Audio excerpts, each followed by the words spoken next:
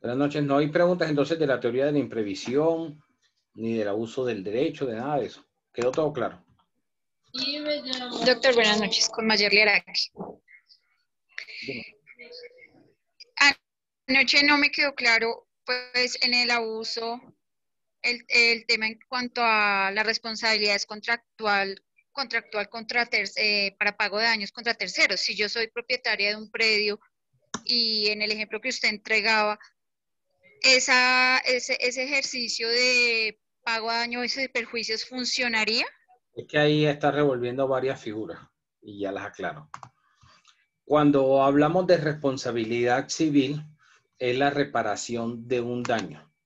Y la responsabilidad civil puede ser contractual o extracontractual. Así lo clasifica la doctrina colombiana. ¿Sí? Mientras que, bueno, ¿la diferencia cuál sería? La diferencia sería que cuando estamos hablando de responsabilidad civil contractual, como su nombre lo indica, es porque es el reconocimiento de un perjuicio, ¿sí? El pago de unos daños y perjuicios, como dirían la gente coloquialmente, y que surgieron en virtud de un contrato, porque hubo previamente un acuerdo de voluntades. Esa es la responsabilidad civil contractual. Pero también puede surgir que haya la necesidad del reconocimiento y pago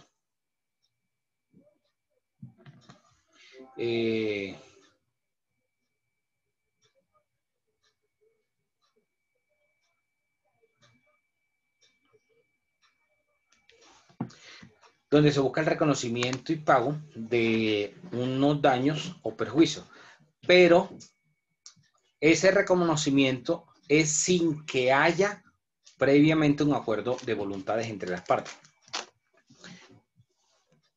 Nadie se pone de acuerdo con otra persona para tener un accidente, para chocarse, ¿cierto? Para tener una colisión. Entonces, los daños que se reciben con ocasión de ese choque, de ese accidente de tránsito, sería una responsabilidad extracontractual, porque no hubo un acuerdo previo de voluntades para generar un daño y tener que repararlo, ¿ok? Entonces, cuando hablaba del principio de abuso del derecho, puede darse en cualquiera de las dos figuras, tanto en una responsabilidad civil contractual como una extracontractual, ¿sí? Cuando teniendo, digamos, todo el derecho, se puede incluso excederse en el mismo.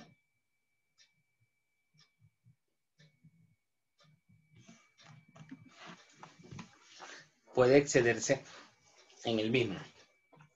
Esta figura la contemplan otros ordenamientos jurídicos. Por ejemplo, en los Estados Unidos se llaman los torts. La figura de los torts en Estados Unidos no está clasificada como acá en Colombia. Es decir, en el sistema anglosajón hay una responsabilidad civil y no se diferencia si fue en virtud de un contrato o si no hubo contrato para esa responsabilidad civil. Hay un ejemplo muy claro, hay un caso muy conocido que es el caso de la señora Lieber. Se escribe Lieber. Voy a escribir aquí por el chat de Zoom. Las figuras son los torts. Y cuando puedan, buscan el caso Lieber, de la señora Lieber. O el caso McDonald.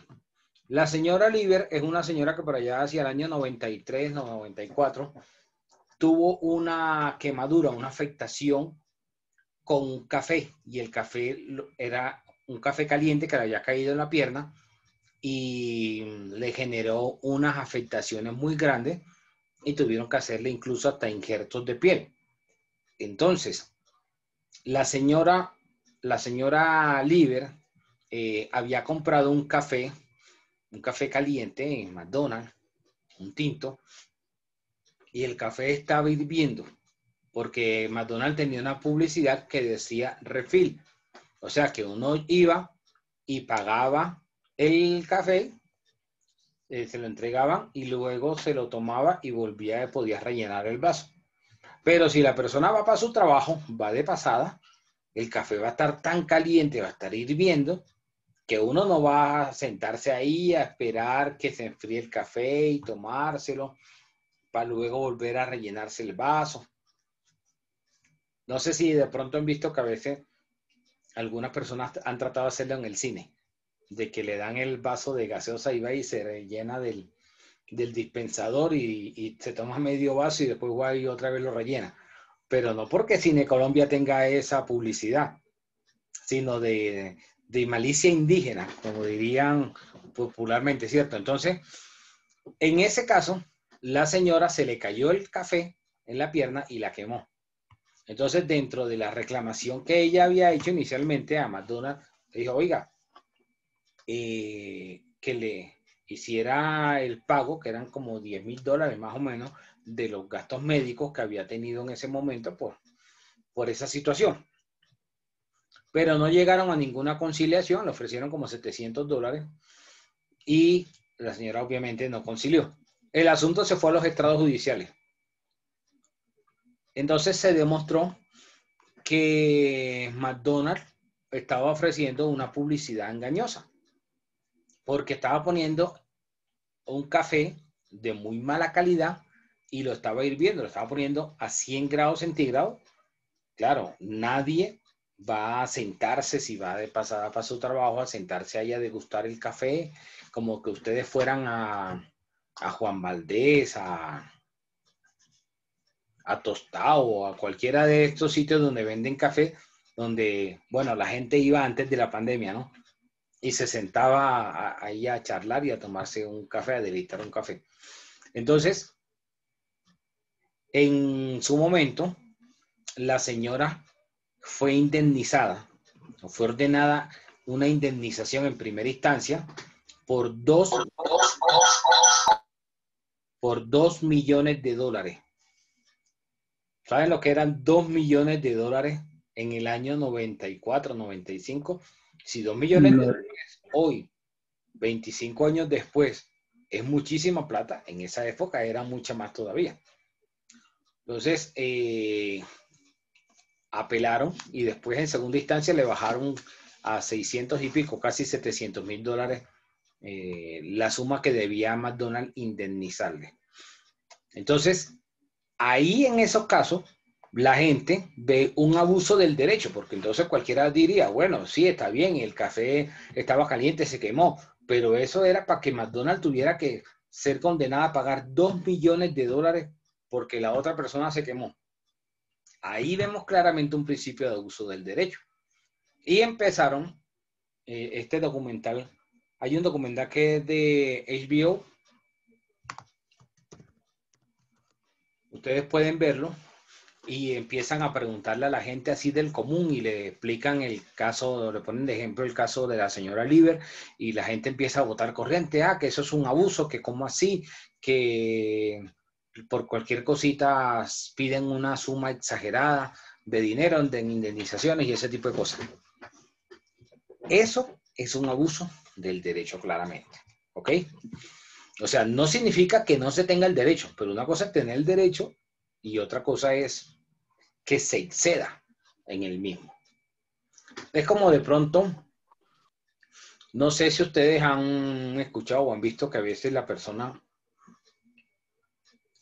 me perdonarán las chicas por el ejemplo que voy a poner, pero hay veces que el tipo no le da una cuota de alimentos y tiene un buen sueldo y entonces le exige por alimentos del menor una suma alta o hasta la mitad del sueldo de lo que se gana el tipo.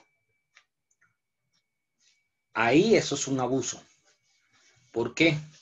Porque los gastos del menor se asumen por mitades. 50% del papá, 50% de la mamá. Pero hay casos en que el tipo puede ganar muy bien, puede ganarse 10 millones al mes, o por un ejemplo. Y entonces la mamá del menor no puede pretender que le den una cuota de 5 millones, que le den hasta la mitad del sueldo. Eso es un abuso. ¿Por qué? Porque si bien es cierto, esto es una obligación de alimentos a favor del hijo, según el artículo 411 del Código Civil, también es cierto que uno le está obligado a darle una cuota de alimentos a los hijos, pero los jueces no le van a imponer un nivel de vida altísimo, ¿sí?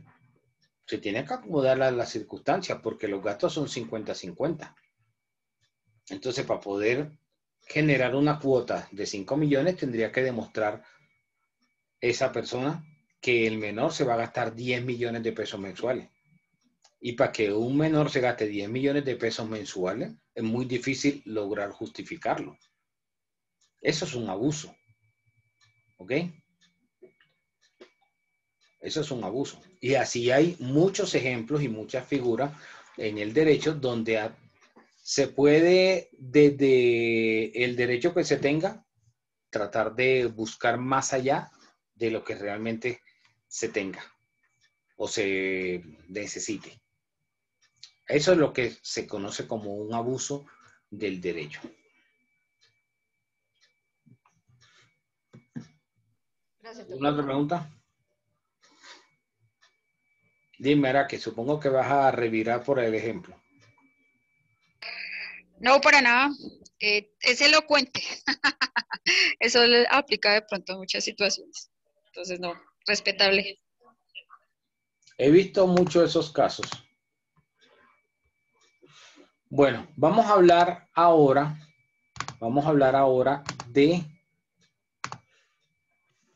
una fase antes del contrato. Ya hemos hablado de que el contrato tiene unos elementos esenciales, que hay una teoría de la imprevisión dentro del contrato, que hay unos eximentes, o se busca con esta teoría de la imprevisión unos eximentes de responsabilidad, o que el contrato puede, digamos, generarse ciertos abusos a través de la celebración del contrato. Pero vamos a hablar hoy de una fase previa al contrato. Hay algunos contratos que no son de ejecución instantánea. Cuando hablo de ejecución instantánea, es que se pusieron de acuerdo, celebraron el contrato e inmediatamente se ejecutó las obligaciones que tocaba. Pongo un ejemplo.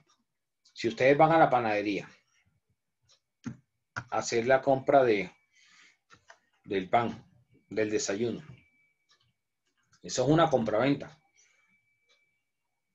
Usted pagó y recibió el pan. Ahí inmediatamente quedó ejecutado el contrato. Ese es un contrato de ejecución instantánea. Pero resulta que no todos los contratos van a ser de ejecución instantánea. Hay algunos contratos que pueden ser de tracto sucesivo o de prestaciones sucesivas, como el arrendamiento. En el contrato de arrendamiento hay unas prestaciones sucesivas. O sea, cada cierto periodo de tiempo, que si estamos hablando de bienes inmuebles, estaríamos hablando de que mensualmente el arrendatario va a estar pagando el canon. Esa es una prestación periódica, todos los meses.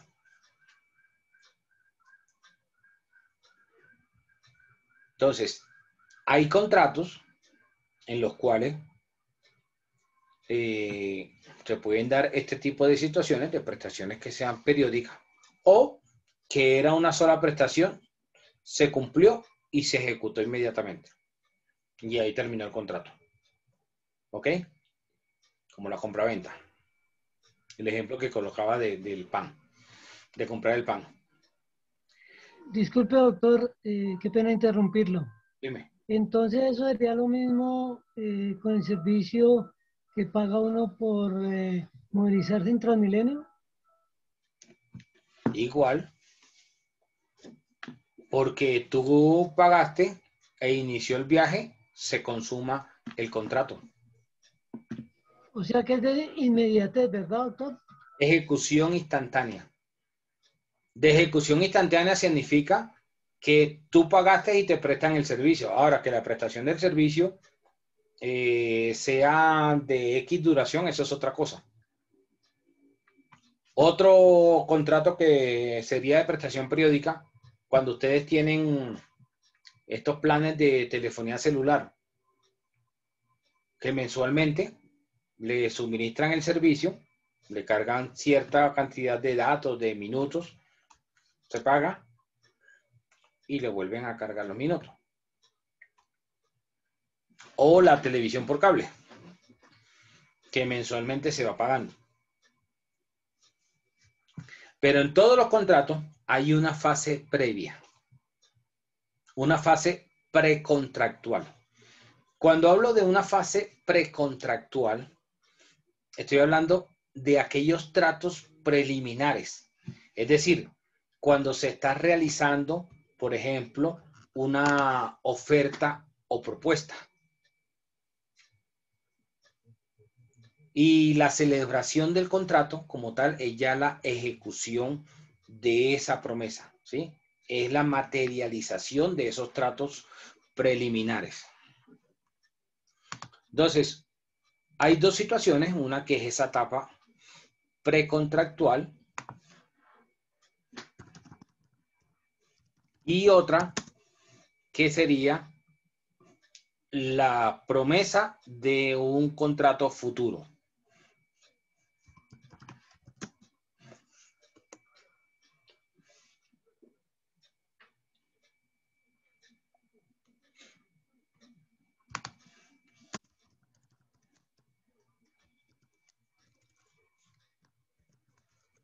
Por ejemplo, cuando se va a hacer la venta,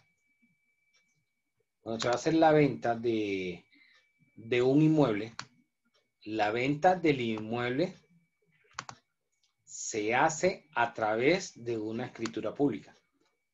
Es decir, la norma exige una formalidad, una solemnidad, que es la protocolización por esa escritura pública.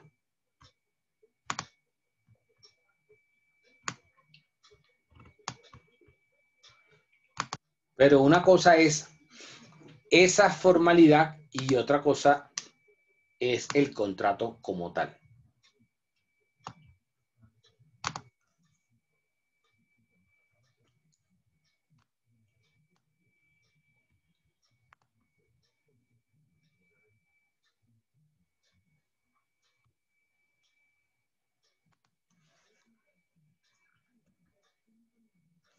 ¿Preguntas hasta acá? Profe, buenas noches. Quisiera hacer una pregunta. ¿Es posible, profe, que me pueda repetir nuevamente cuando nos tratamos de los contratos, cuando hay una fase precontractual? Es que no lo tengo muy claro, profe. Gracias. La etapa precontractual es esa fase previa, ¿sí? Digamos, esos diálogos iniciales. Esos diálogos que en materia mercantil se conocería como la oferta. ¿Recuerdan cuando hablamos de la definición de contrato en el Código de Comercio?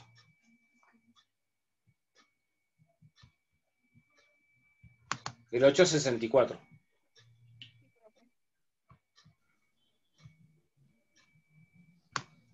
Alguien que lo busque nuevamente.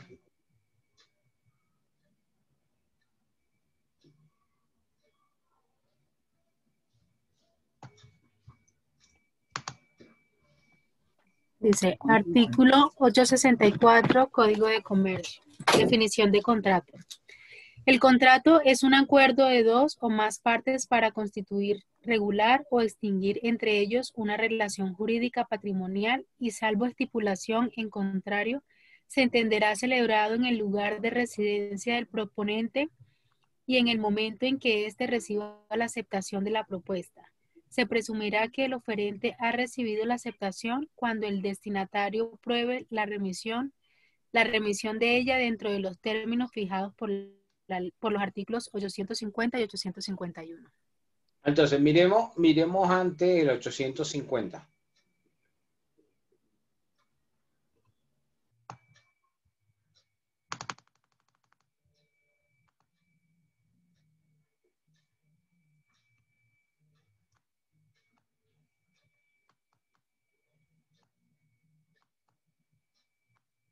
$850 del Código de Comercio.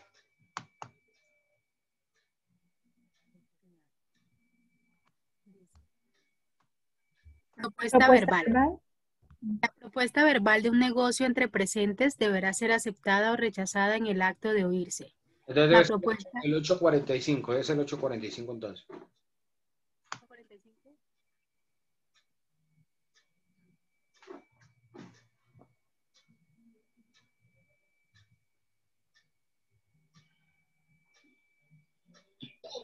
Profe, el artículo 845, siga compañera, tranquila, adelante. Ok. Dice, oferta de elementos esenciales. ¿Ese, profesor? Sí. Ok, dice, la oferta o propuesta, esto es el proyecto de negocio jurídico que una persona formule a otra. Deberá contener los elementos esenciales del negocio y ser comunicada al destinatario. Se entenderá que la propuesta ha sido comunicada cuando se utilice cualquier medio adecuado para hacerla conocer al destinatario. Ok. Listo, gracias. Entonces, como podemos ver, la oferta o propuesta es ese proyecto de negocio jurídico. O sea, cuando una persona le propone a otro la celebración de un negocio jurídico. Esa fase previa, esos tratos preliminares que se conocen como oferta o propuesta. Entonces, recuerdan que cuando hablaba de la buena fe, les decía que desde esta etapa precontractual, o sea, antes del contrato, las partes ya debían tener buena fe. Debía observarse la buena fe desde esa etapa. Que la buena fe no iba a estar ligada a la fase del contrato únicamente, sino que desde esa fecha.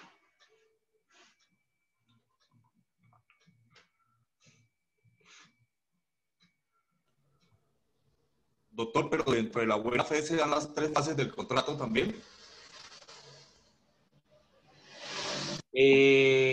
Claro, va a haber digamos, dentro de esa etapa previa,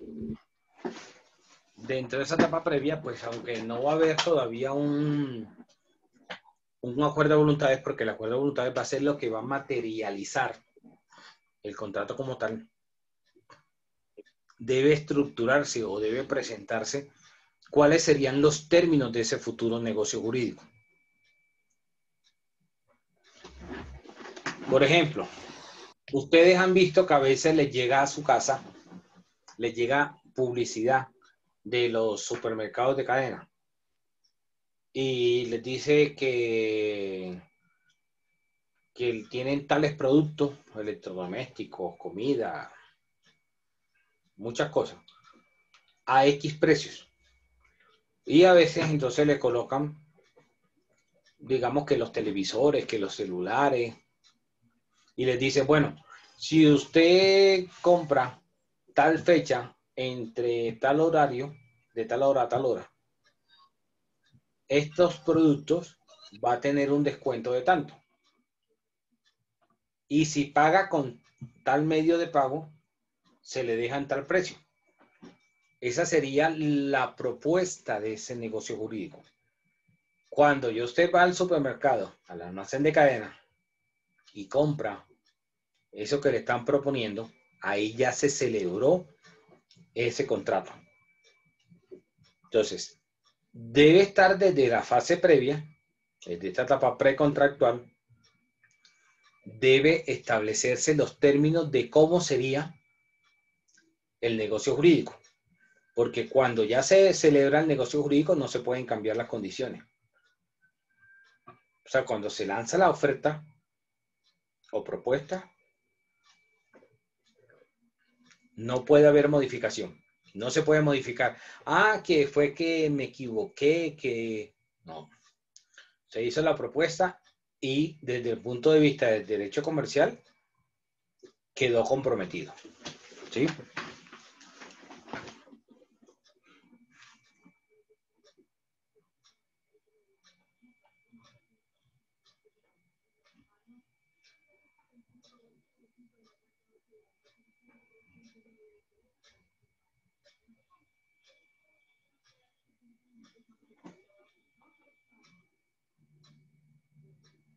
Ahora, otra cosa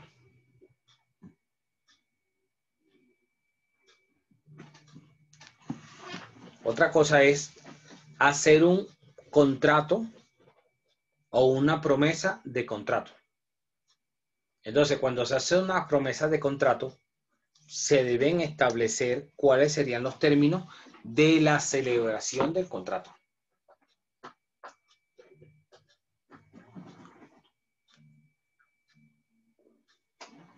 Y vamos a mirar el artículo 1611 del Código Civil.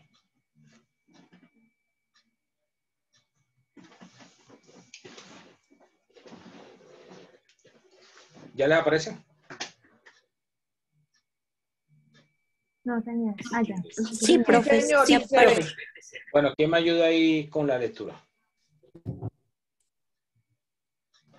Sí, doctor. El artículo 611.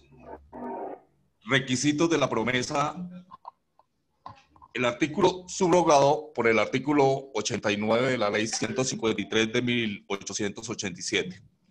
La promesa de celebrar un contrato no produce obligación alguna, salvo que concurra las circunstancias siguientes. Primero, que la promesa conste por escrito.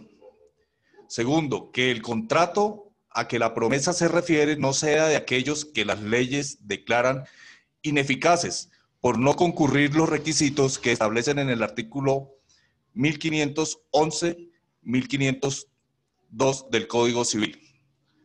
Tercero, que la promesa contenga un plazo o condición que fije la época en que ha de celebrarse el contrato. Cuarto, que se determine de tal suerte el contrato que para perfeccionarlo solo falte la tradición de la cosa o las formalidades legales.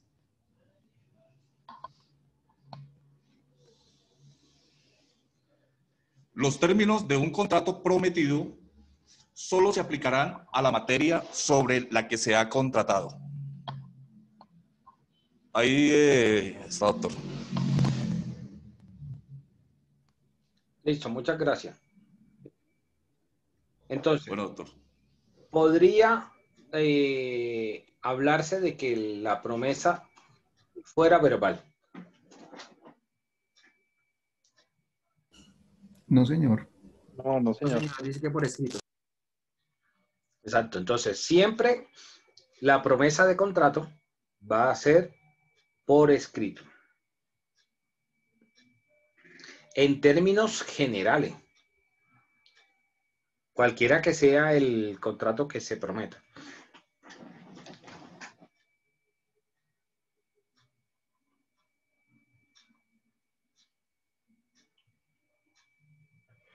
¿Quién me da un ejemplo de qué tipo de situación se podría celebrar una promesa de contrato, aparte de la de un inmueble?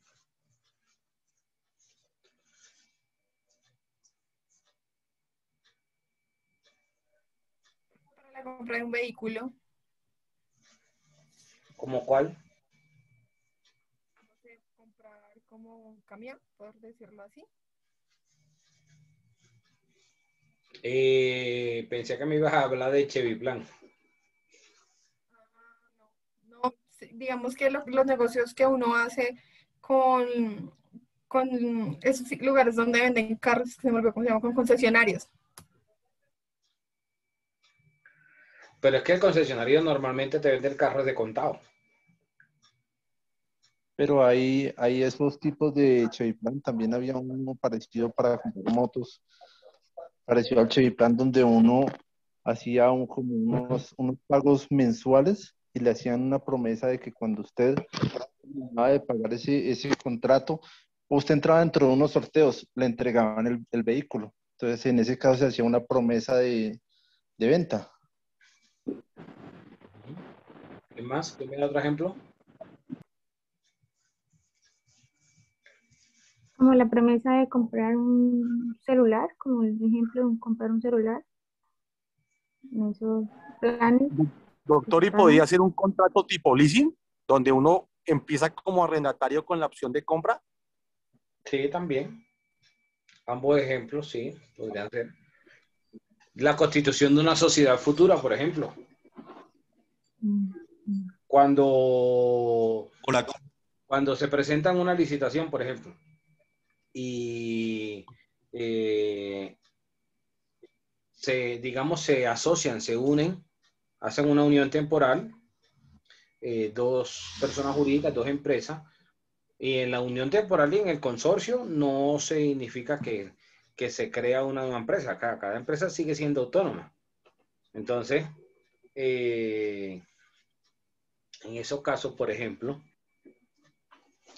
cuando constituyen una unión temporal para que se les adjudique una licitación, entonces entre esas sociedades se celebra un contrato de promesa de constitución de una sociedad futura. ¿Cuál va a ser la condición para constituirse? Que se les adjudique el contrato. Si no se les adjudica el contrato, pues no se va a cumplir con la obligación de tener que celebrar el contrato de constitución de la sociedad.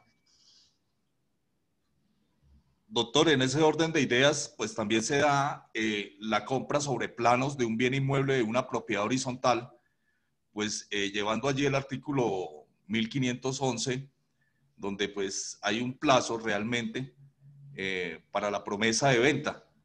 Y la pregunta mía, doctor, es si ahí cabe las tres fases, por así decirlo, de la etapa del contrato, que es el contrato, el precontractual y el contractual, y postcontractual, perdón. Sí, claro. Claro, porque pueden ponerse de acuerdo en la celebración de un contrato. ¿Cuál contrato? La compra de esa unidad privada tan pronto esté construida. ¿Sí? Esa sería la promesa. El contrato ya sería comprarlo, es decir, se construyó y lo compra, para lo cual se celebraría a través de una respectiva escritura pública. ¿Y cuál Sí, porque entonces esa sería la promesa. ¿Cuál sería la etapa postcontractual? Que, por ejemplo, la ley 1480 del 2011, el Estatuto del Consumidor, dice que tratándose de venta de vivienda nueva, la constructora debe garantizar por un año la fachada. O sea, cualquier, digamos, desperfecto que haya debe corregirlo sin cobrar nada adicional. Y 10 años lo que es la estructura de la edificación. Eso dice la ley 1480. Entonces esa sería la etapa postcontractual. O sea, después de haber celebrado la venta. Que es la promesa que contiene el plazo o condición que se fija con la época, ¿no? De celebrarse el contrato. La pre, como su nombre lo indica, sería la etapa antes de.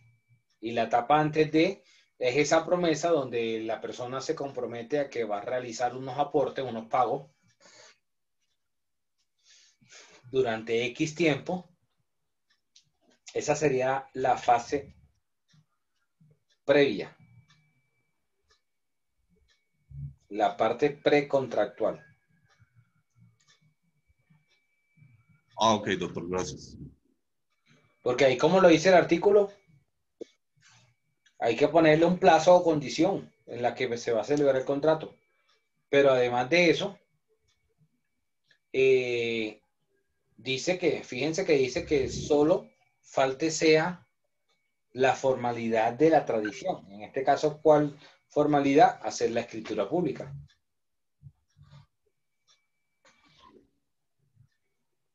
En el Ese ya caso, sería el postcontractual, escritura pública. esa es la fase contractual, ese es el contrato como tal, hacer la escritura.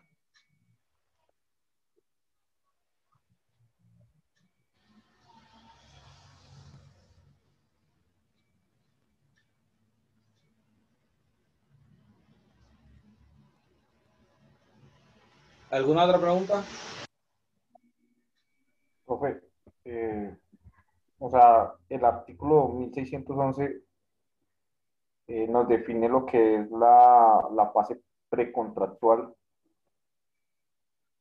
de... Ahí me quedo corto. No te entiendo la pregunta.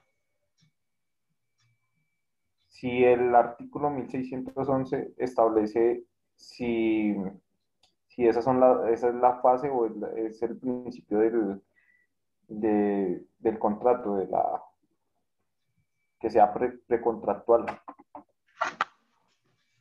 Espérate un momento.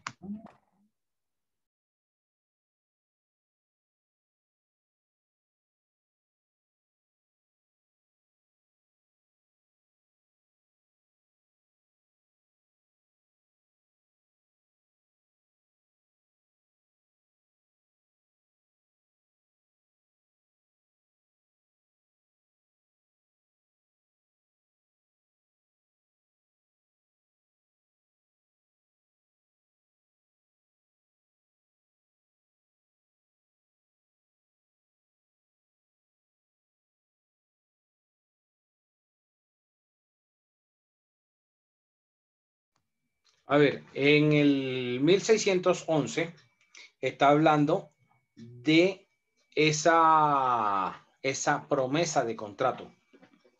La promesa de contrato es diferente a la etapa precontractual. Porque es que en la etapa precontractual, al momento de que nosotros hablamos de la etapa precontractual, estamos hablando de esa parte previa a la celebración del contrato, pero no necesariamente esa fase previa a la celebración del contrato no requiere que se haga por escrito, ¿sí? Donde la parte diga, bueno, vamos a celebrar el contrato tal cosa. Y es el ejemplo que yo les colocaba de la publicidad que les llega a ustedes de Catronics, de Jumbo, del Éxito, ¿sí? Del de uno, de todos esos supermercados. Entonces, cuando ellos le envían a ustedes esas ofertas o esa propuesta, esa sería una etapa previa al contrato. ¿Cuál sería el contrato? Cuando ustedes van y dicen, está como interesante que están dando un descuento por comprar tal producto. Esa sería la fase previa. Digamos, esa propuesta, ¿sí? Esa propuesta que está haciendo o esa oferta que está haciendo este almacén. Esa sería la parte previa al contrato, es decir, la etapa precontractual. Pero puede que la etapa precontractual también sea un contrato de promesa. Como dos empresas se unen para presentarse en una licitación y entonces esas dos empresas, entre ellos, dicen, bueno, si nos adjudican este contrato, nos comprometemos a que constituimos una sociedad para que desarrollemos el contrato. Esa es una promesa de contrato. ¿Ok? ¿Sí quedó claro, Marroquín? Profe, sí, ya, se tiene que ver la necesidad antes de iniciar el contrato entre las partes. Sí, más o menos. Exacto. Ricardo. Sí, profe. Sí, profe, digamos, en la etapa precontractual, hay algunas condiciones, digamos, para ejercer el retrato. O sea, pues yo sé que existe la sanción, ¿no? Pues la pérdida, pues digamos, cuando hay una compra de un bien, pues digamos que cuando está por escrito, pues dice En que la etapa se precontractual, sancionará, pero... ojo, en esa es precontractual, perdón. la etapa Ahí, precontractual no, porque si a ti te hacen una oferta, como que, por ejemplo, te llamen de tu operador celular y te dicen, mire, le vamos a aumentar la giga, le vamos a dar tantos minutos, y mejor dicho, que te van a mejorar el plan de telefonía que tú tienes. Tú en ese momento puedes rechazarlo. Pues si no, no me interesa, por la razón que sea. En ese caso, no se genera ninguna obligación para ti. Pero otra cosa es que se haga un contrato de promesa, prometiendo que van a celebrar un contrato futuro. Como que tú te asocias con William Marroquín y entonces si ustedes les adjudican el contrato, ustedes dos, entre Ricardo y William, se comprometen a hacer una sociedad que ya no va a ser Ricardo y William, sino que va a ser Marroquín Alfaro, por ejemplo. ¿Sí? Están prometiendo que van a celebrar un contrato futuro. Ahí sí está estableciéndose, digamos, unas condiciones económicas. Ahí se están estableciendo, podría ser una cláusula penal por el no cumplimiento. Pero en el caso en que están en la etapa de la oferta o la propuesta, no se va a generar ningún tipo de sanción, ningún tipo de arras, por decirlo de alguna forma. sí, pues yo me iba justamente a ese ejemplo cuando existe digamos, esas cláusulas pecuniarias allí. Y si existe alguna fórmula para uno retratarse y que no se le cobrara esa, pero realmente pues como está estipulado, ¿cierto? No hay posibilidad de zafarse legalmente hablándolo.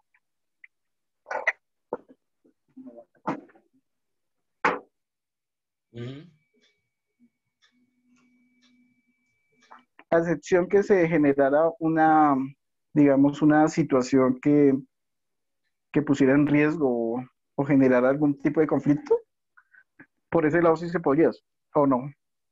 Es que, digamos que la sanción económica se da en la promesa. Y la promesa es un contrato como tal. La promesa no va a ser necesariamente única, o no puedes verlo exclusivamente como una etapa previa. Porque la promesa es un contrato como tal. Cuando tú le dices a Pedro Romero que le vas a comprar la vivienda que él está vendiendo, Pedro te dice, ok, listo. Entonces, hay que demostrar la seriedad del contrato, de este asunto. Entonces, yo necesito que usted me dé un anticipo de lo que sería el negocio de la compraventa. Vale 100 pesos, yo necesito que usted me dé 30, 40 pesos de anticipo. Y cuando celebremos el negocio, es decir, cuando vayamos a firmar la escritura, que sea ya el negocio, la compraventa como tal, entonces me da el saldo y yo le entrego la cosa. Correcto. En ese caso, ese es un contrato, porque se está prometiendo. Un contrato de promesa. Y es un verdadero contrato. Mientras que en el ejemplo de la oferta o propuesta, no hay necesariamente, o sea, no se está entendiendo como la celebración de un contrato. ¿Sí? A ti te están haciendo la oferta y tú puedes rechazarla. No te está generando ninguna obligación. Correcto. Listo, doctor. Me quedó claro. Con respecto a la pregunta que hacía William, en la promesa sí habría, sí caben las sanciones. La promesa es un contrato como tal. Y como contrato que es, pueden establecerse cláusula penal perfectamente. Gracias, profe.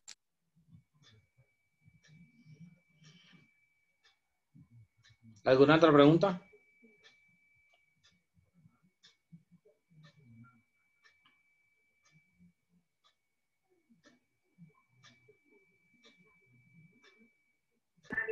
Profe, yo buenas noches. Es que estaba consultando mis apuntes.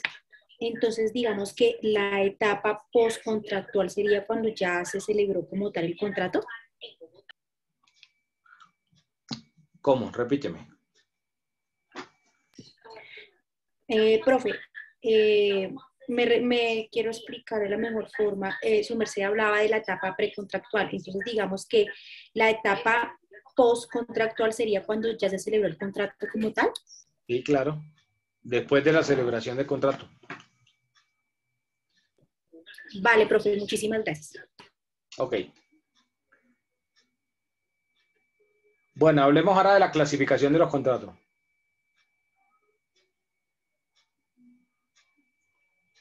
Los contratos pueden ser unilateral. ¿Quién me daría un ejemplo de un contrato unilateral? Pueden ser unilateral, bilateral o multilateral. Unilateral, un contrato de donación, profesor. En el que, por ejemplo, en la donación yo me obligo con una parte a entregarle, a darle un inmueble, pero en la otra parte pues no se compromete a nada. Entonces ahí es un contrato unilateral. Yo solamente soy el que me estoy obligando. Y el otro no se obliga a recibirlo.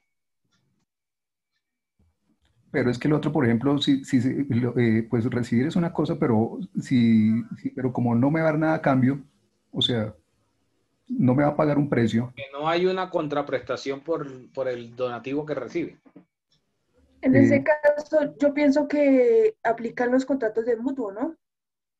De comodato. Los contratos de mandato. Yo De no he comodato, perdón. De comodato, dicho perdón. que la donación que puso el ejemplo el compañero esté mal. Claro que sí, está bien.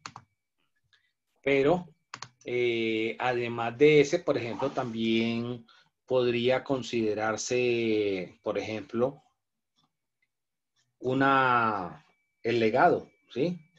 Cuando se le deja a alguien una herencia. Ahí también es unilateral. Ahí hay la sola manifestación de una parte. Bilateral, que me da un ejemplo de bilateral. La Un contrato de compraventa de un trabajo, inmueble. profesor. Un La contrato de trabajo. compraventa de un inmueble también podría ser. Bilateral, un contrato de compraventa. O de trabajo, ¿no, profe? Sí, también, pero digamos que ya eso Pues varía. una parte. Pues yo le digo porque una parte pues se compromete como a prestar el servicio y la otra pues a pagarle un sueldo. Sí. El En contrato de mandato. contraprestación a ese trabajo. Compraventa, lo que dijeron ahorita de mutuo. El de mandato. El mandato también. Multilateral.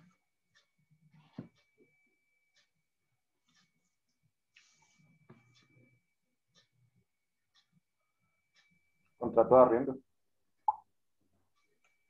¿Por qué? Porque se está obligando a pagar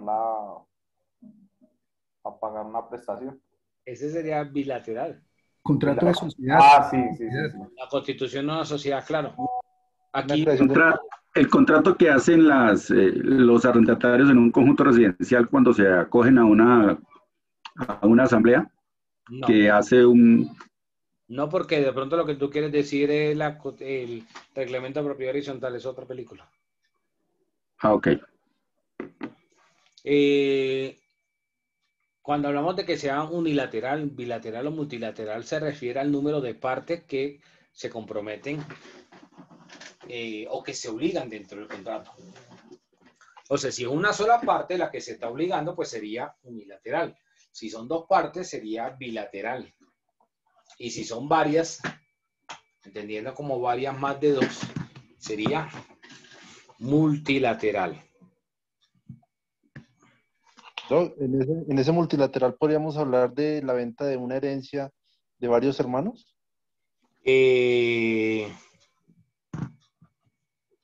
No necesariamente, porque cada uno realizaría una cesión, una venta, y se tomará como un acto individual, no colectivo.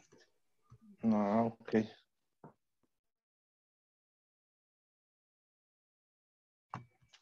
Otra clasificación. Creo que una herencia no, porque sería unilateral, porque de todas maneras el que deja la herencia es una persona, ¿no? A no ser que las dos personas hicieran un contrato de pronto antes de morir, los dos cónyuges, y dejaran el contrato, o sea, dejaran la herencia ya firmada para sus hijos, y podría llamarse multilateral, ¿no, profe? No, porque igualito hacer el testamento es lo mismo. Lo que pasa es que la sucesión, hablamos de que la sucesión sea testada o intestada. Si es testada es porque hubo un testamento, porque se manifestó la voluntad del causante. Y si es intestada es porque no se había manifestado la voluntad del causante de cómo fuera el reparto de sus bienes.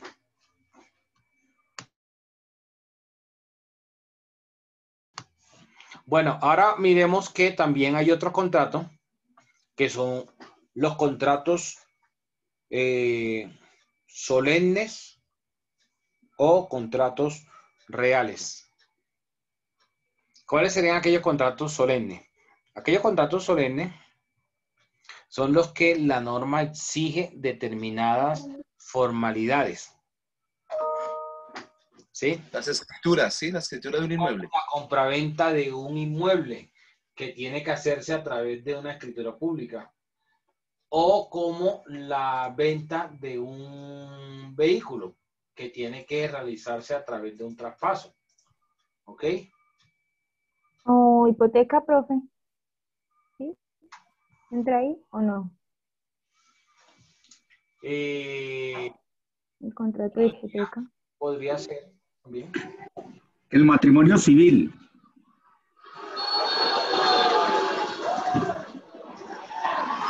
Podría ser.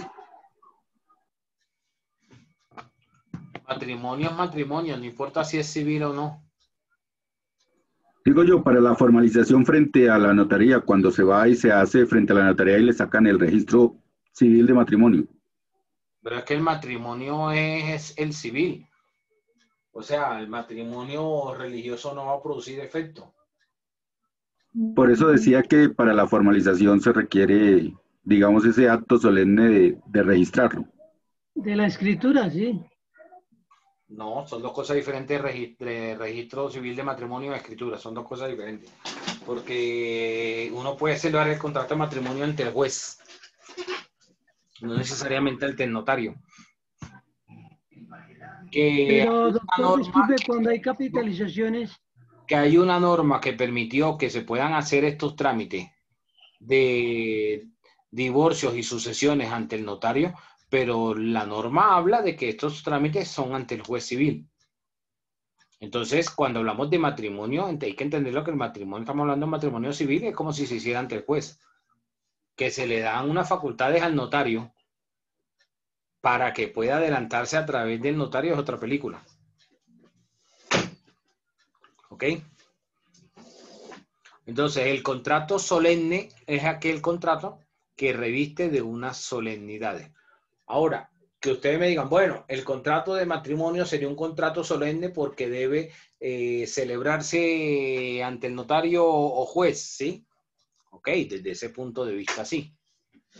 Podría considerarse como un contrato solemne.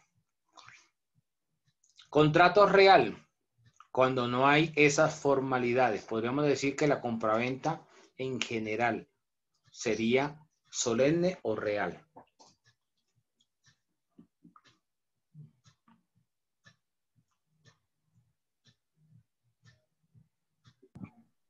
Real, doctor. Una compraventa sería real. ¿Por qué? Porque se está llegando a un acuerdo entre las dos partes donde una pues hace la venta y la otra persona recibe el artículo, el bien inmueble, ¿no? ¿Porque no se registra? ¿Porque no necesariamente se tiene que registrar? García, empezaste bien y después te desinflaste. Bueno, doctores, de eso hace parte esta tertulia, ¿no? De nuestros errores. Pero gracias, doctor, muy amable. ¿Por qué digo que empezaste bien? Porque efectivamente ibas bien enfocándonos. Cuando hablamos de contratos real, podríamos decir que la compraventa es real, porque en términos generales la compraventa no requiere de solemnidades. Fíjense que la norma exige la solemnidad es para la compraventa del inmueble o de un vehículo. Pero para uno ir a comprar a la tienda un agua, o para ir a comprar a la tienda una bolsa de leche, para ir a comprar un televisor, para ir a comprar un computador, no se necesita ninguna solemnidad. Yo entrego la plata y me dan el bien. O para la prestación, por ejemplo, del internet. Yo pago y me prestan el servicio. Eso no queda registrado en ninguna parte. Por eso hablamos que sería real. Dime, Luz Mari. Sí, iba a decir que el perfeccionamiento de la cosa se da con la entrega del bien. No tenía solemnidad alguna, por eso es real. Exacto. En términos generales, excepto esos dos ejemplos de la compraventa.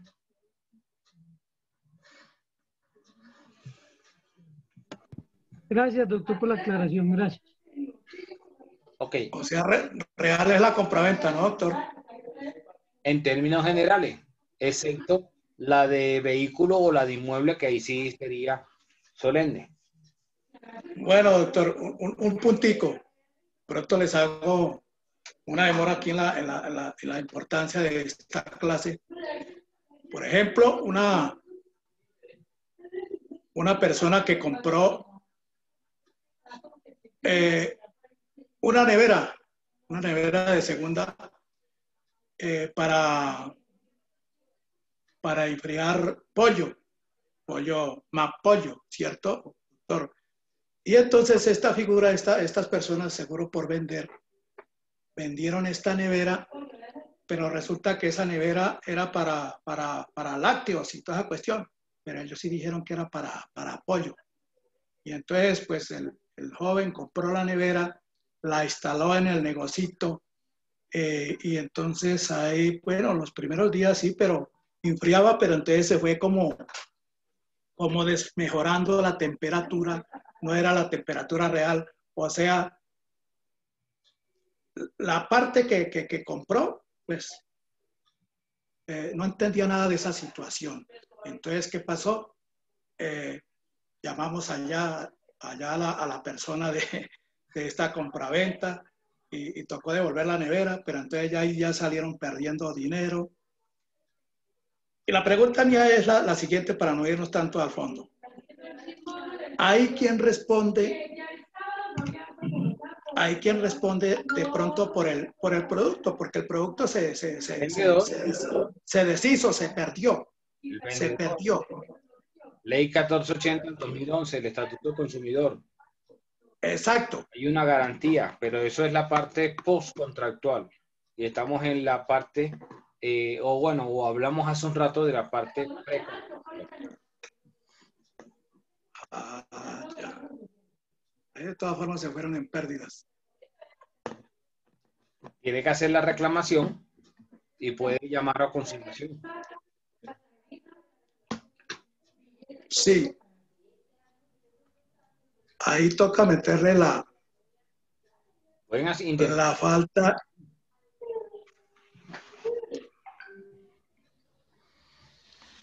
Ley 1480, ¿no, doctor? Sí. Bueno, muchas gracias. ¿Listo? Bueno, sigamos con la clasificación. Contratos principales o accesorios. ¿Cuándo el contrato es principal? Cuando no depende de otro contrato. Ejemplo, la compraventa. ¿Cuándo es accesorio? Cuando depende de otro contrato. Ejemplo, la hipoteca, la prenda. En una hipoteca, ¿cuál es el contrato principal? El mutuo. El mutuo es el contrato principal. Y el accesorio sería la hipoteca. Lo mismo en la prenda. El mutuo sería el principal y la prenda el accesorio. Contrato, podríamos también decir, otra clasificación, conmutativo y aleatorio. ¿Cuándo hablamos de que un contrato es conmutativo? Cuando la prestación entre ambas partes es equivalente. Es decir, en la compra-venta, por ejemplo, se entrega la cosa y se paga el precio. Ahí las prestaciones son equivalentes. ¿Cuándo el contrato es aleatorio? Cuando una de las partes puede recibir algo diferente a lo que espera, pero está dentro de las posibilidades. Como por ejemplo cuando ustedes compran el baloto. Los que compren el baloto. Yo sé que yo nunca me voy a ganar el baloto, porque yo no lo compro. Pero el que compra el baloto tiene Ya se lo ganaron, profe. y lo va a ganar, ¿cierto? Entonces, cuando celebra ese contrato, tiene la posibilidad de ganar como de no ganar. O sea que si no ganó, no pasó nada. No puede decir, es que me estafaron. No, era una posibilidad. ¿Cuántas son las posibilidades de ganarse la lotería? Por ahí una en 1.000.000. O sea, es muy mínimo la posibilidad de ganársela. Eso es un contrato aleatorio. ¿Alguna pregunta o aporte hasta acá? Doctor, ¿me puede repetir por favor el aleatorio? Qué pena, no lo escuché bien. El aleatorio es cuando una de las partes puede recibir algo diferente a lo que está esperando. Como en el caso de la lotería. El que compra la lotería sabe que hay muchas más posibilidades altas de que no se la gane.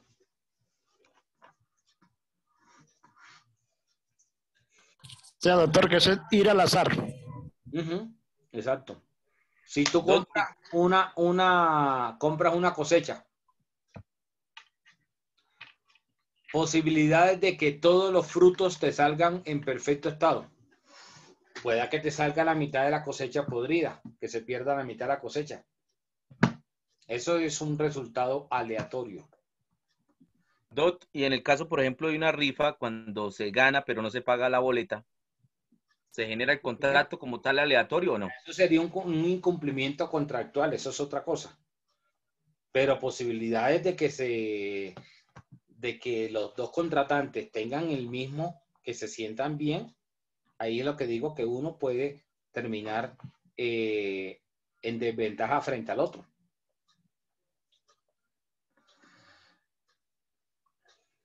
Ok, gracias. Contratos típicos o contratos nominados y contratos innominados.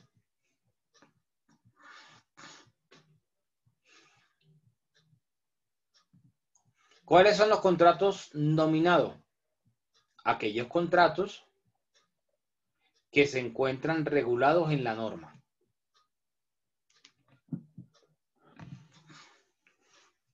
¿Y cuáles son los contratos innominados?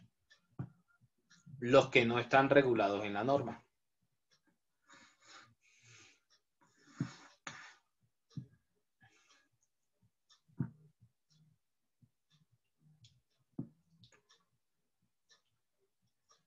Un ejemplo, profe.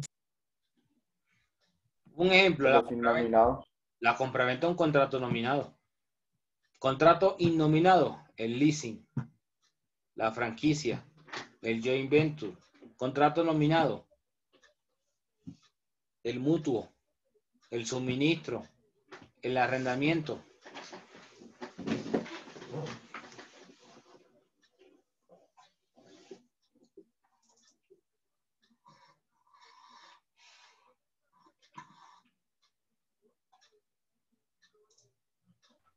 Profe, el de los innominados, leasing, franquicia, ¿qué otro? Esos son unos cuantos. Leasing, franquicia, joint venture, factoring. ¿Cuál es ese, profe? Ese no lo he escuchado. El joint venture. Joint venture es riesgo compartido, como los que hace Ecopetrol con las compañías petroleras. Pero yo creo que los de Factory ya no existen. La Claro. verdad es que eso ya como que se descontinuó. No, claro que sí, de que le presten sobre la facturación al comerciante, claro. ¿Será?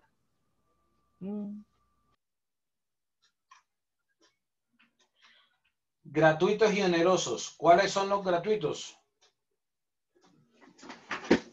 Como su nombre lo indica, aquellos contratos que no generan una contraprestación económica.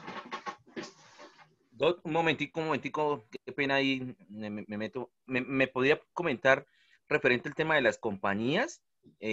¿Cómo es el tema del contrato? Es que no le alcancé a copiar bien, no, se me fue la señal ahí. Joint venture.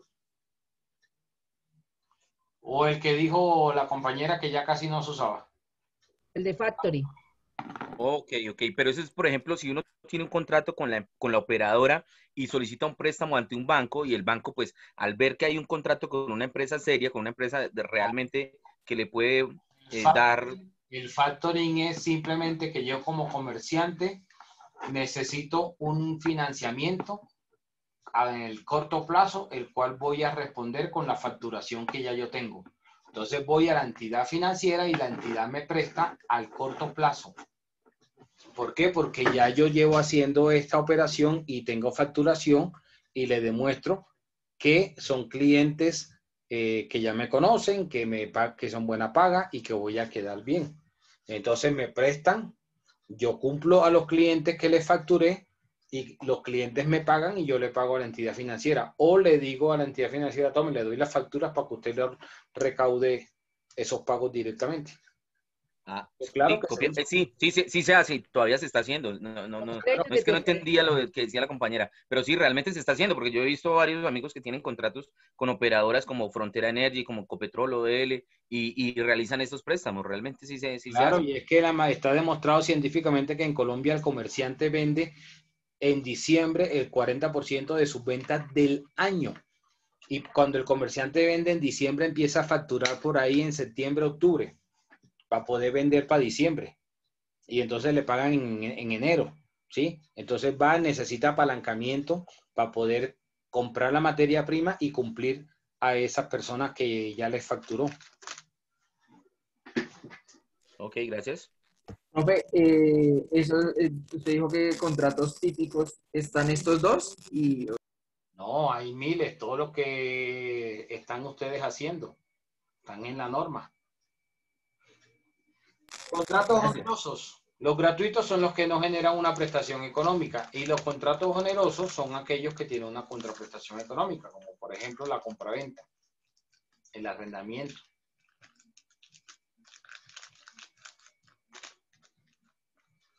Bueno, nos vemos entonces el martes. Feliz fin de semana. No se les olvide contestar los foros. Gracias, profe. Feliz Gracias, noche. profe. Feliz fin de Gracias, semana. profe. Feliz noche. Descansen. Feliz noche. Que rumbear todo este fin de semana. Le pueden cantar cumpleaños al... Vaya a rumbear, Pedrito. Chao. Sí, vamos a celebrarle el cumpleaños al compañero Wilfredo, entonces a la cuenta de 3. 1. A la cuenta de 3. 1, 2, 3.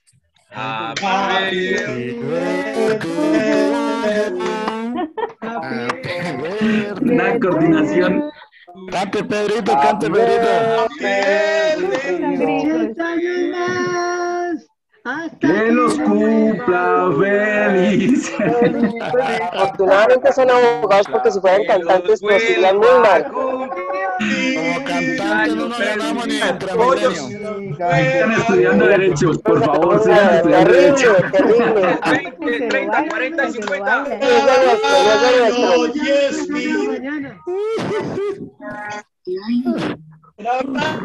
Decirle feliz cumpleaños. Ahora Wilfredo le dio pena. No, ahora ya no interviene. Un aplauso para el hombre ahí. Bien, que sigan cumpliendo muchos años más. Ahorita todos pasó después de las 10. Ok, tenga buena noche. Muchas gracias.